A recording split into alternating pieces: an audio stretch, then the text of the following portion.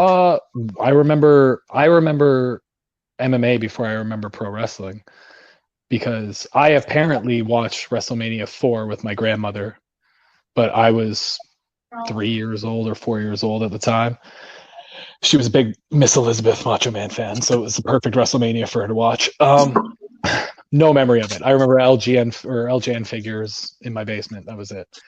But I remember MMA was just the first UFCs. They came out to rent, and my dad rented it. We watched like Hoist Gracie and all these guys. I couldn't name like the names of them. I could tell you like I remember the sumo wrestler guy and the one guy that just punched the guy in the balls over and over. Like Yeah. these are the things that stuck out in my mind. But like I watched that before pro wrestling, and then I was just like a nerdy, dorky kid.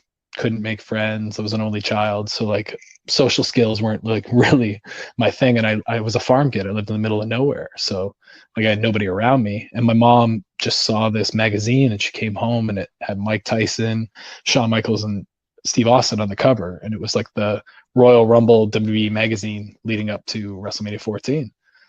And I remember just like I was like, "What's this?" I don't know. And I must have read that magazine like 100 times. And it had a Chains poster in it. I ripped it out. I put the Chains poster on my wall right away. I was like, I don't know who that guy is, but he looks badass.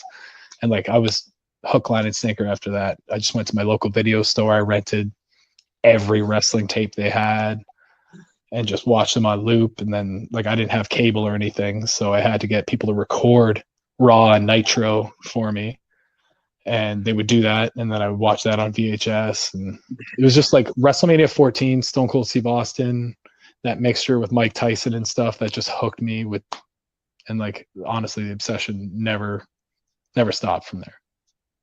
No, and it is a exception. And that was probably one of the.